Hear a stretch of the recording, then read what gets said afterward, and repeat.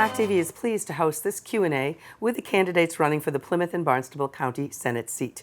We're welcoming today Becky Coletta, who is a Democrat from Pembroke. Welcome. Thank you, Julie. Thank you for being here. What is your current occupation? So at this time, I am a lawyer with a law firm. I'm a realtor, and I consider myself a macro social worker, meaning that I'm working on a lot of issues as a social worker to make change. Okay. Do you or have you served on any boards or committees, either elected or appointed? So I've served on the Hanson Board of Selectmen as an elected official. I serve on the Pembroke Planning Board as an elected official. I've done that for 5.5 years, been through my second election. I've been chairing that board for the last 1.5 years. I serve as a delegate to the Old Colony Planning Council. I've been a member of the Democratic Town Committees in Hanson and Pembroke since 2003. I serve as a volunteer on the Human Rights Committee of Road to Responsibility, and I have done that as an attorney and social worker for the last 10 years. Okay. And where can constituents go to find out more about you and your campaign?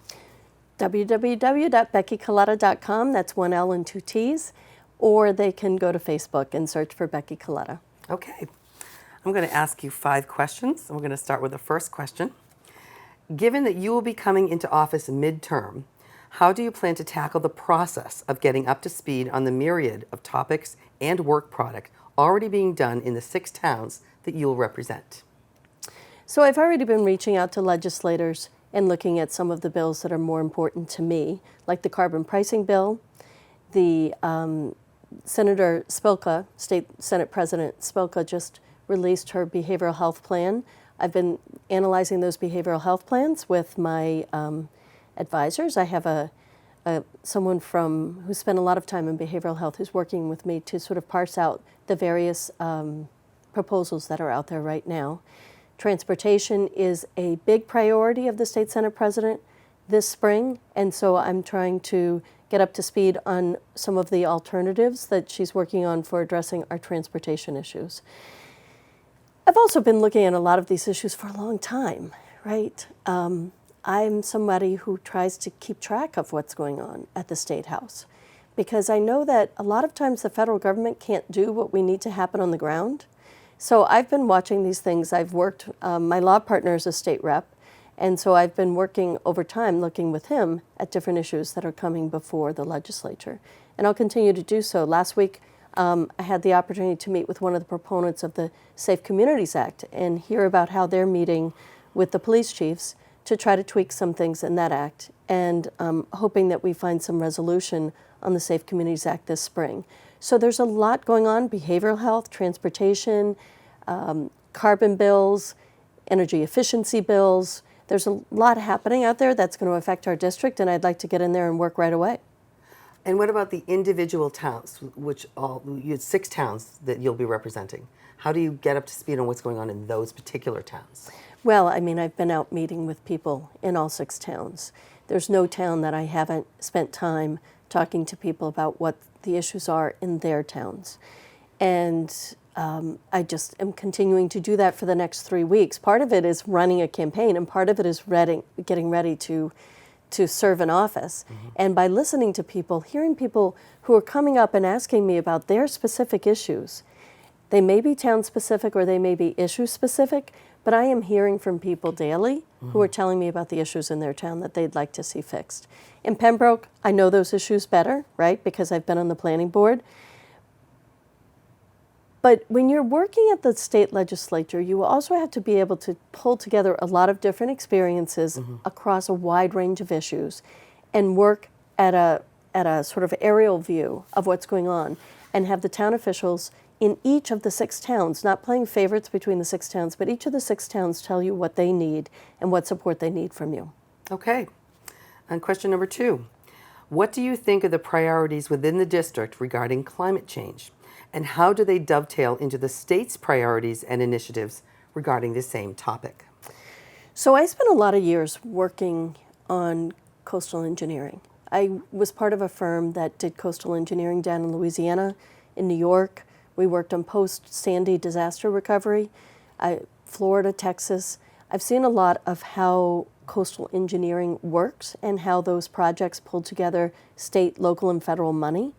So part of the job of the state senator is to pull together state, local, and federal constituents and silos of money and try to put together programs that are going to be effective to address our coastal erosion issues, to address as the sea levels rise, our estuaries become more endangered as saltwater infiltrates the estuaries to a greater extent and goes into our watersheds. So I've been out talking to people at the DEP, talking to people locally at the watershed associations, and talking to them about what their priorities are so that we can start to pull together the various factions and the various interest groups and the money to try to address our coastal issues. In addition, we need to make sure that we address our drinking water issues, which will be affected by some of these global warming and infrastructure issues as we go. It's a, when we talk, the one thing that unites all 6 towns is that pretty much everyone's either a coastal community or like Pembroke, where we're not a coastal community, we have more ponds per square foot than probably anybody around. Plymouth has one of the largest aquifers anywhere. There are a lot of resources that need to be looked at. This isn't sort of a one issue. When we say environmental or climate change, it's not just one issue. We have to make sure that Vineyard Wind gets through the hurdles that are being placed at the federal level. We have to make sure that we open up through our programs with regard to renewable energy. We've slowed down solar production as we got rid of some of the, we don't have sufficient net metering capabilities to really encourage the growth in that industry. There's a lot of work we need to do, and it's not just one issue. Okay. Currently, there are many challenges regarding housing.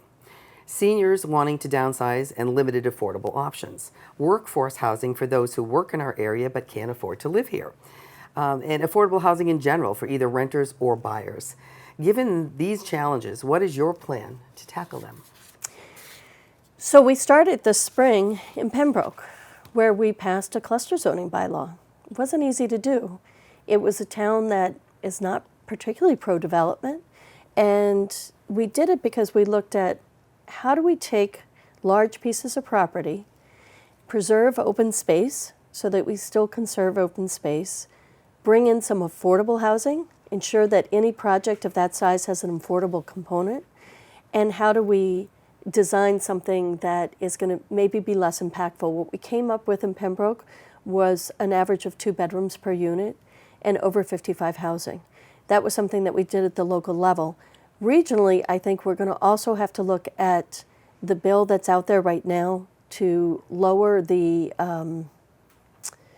standard for passing zoning bylaw changes from 3/4 to a majority. If we keep blocking efforts to come up with local solutions, then we'll have more 40B projects, which I don't think anyone thinks is the most desirable way to develop housing in this district. But it's there because the local communities are having a hard time meeting 10% as a threshold for affordable housing. As a realtor, I also see that there are some towns that do a better job of simply having housing that in fact is affordable, even if it's not designated affordable housing with a deed restriction. And I hope that when we look at where we want to build affordable housing, we take that housing stock into account and look at where can people afford to live, where can people not afford to live, and how do we get affordable housing into the communities where people can't afford to live. I'd like to see more regional initiatives around this because housing is not just one community or another.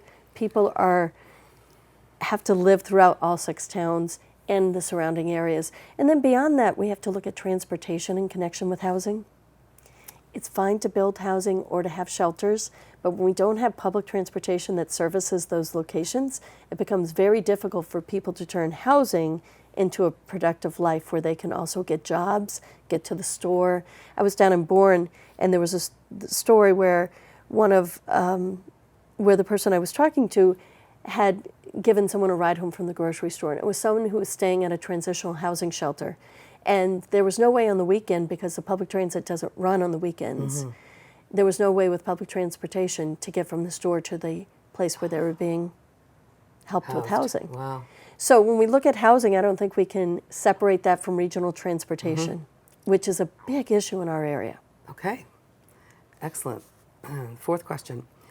What do you see in the realm of health and human services as the most current concerns that you will be addressing? My main issue, one of my top 3 priorities, is mental health and substance abuse. The CDC has said for the last 3 of the last 4 years that our average life expectancy is going down in this country because life expectancy for everyone is going down because of suicides, overdoses, and cirrhosis. Last year it ticked up slightly, still not to where it was, but it ticked up slightly because we've made a little bit of progress on the opiates. But suicides were up. So we're clearly not really meeting the mental health needs and the behavioral health needs of our country or our state. Senator Spilka is doing a good job right now of getting out there and trying to reduce some of the stigma and to push for more parity, true parity, between behavioral health and other medical health. I hesitate to differentiate medical and behavioral because a lot of behavioral health issues are medical. Right. And when we differentiate and draw that distinction, we can perpetuate stigmas, we can perpetuate silos in funding. We also are seeing some really good work happening here on the South Shore with some work between the police, the social workers. They're going out, they've done a great job, particularly with opiate and overdoses, of going out the day after an overdose to meet with a plainclothes police officer and a social worker to try to provide services. That it's not just about enforcement, it's not just about bringing down a hammer, but it's about trying to get people help.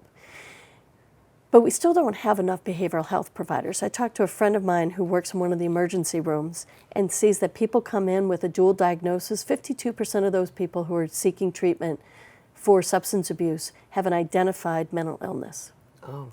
And they're called dual diagnosis patients, at least 50%.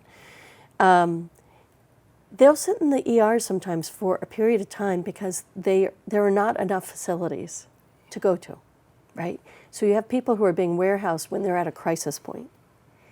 And we need to do better. That's one of the things on the agenda for the state Senate president I've seen in her recent bill.